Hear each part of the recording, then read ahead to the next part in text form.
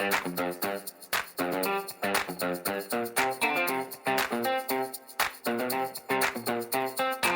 we are here at STC for our Biotechnology Educator Camp. Our partnering rural school districts had the opportunity to be here today and learn about the latest biotechnology techniques, new techniques that they'll be able to take back to their campus and show them to their students.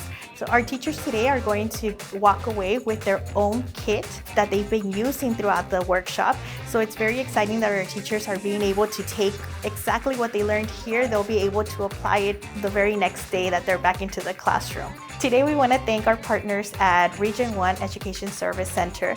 We thank South Texas College Continuing Education Department, and we also thank our partnering districts who participated today for making this possible.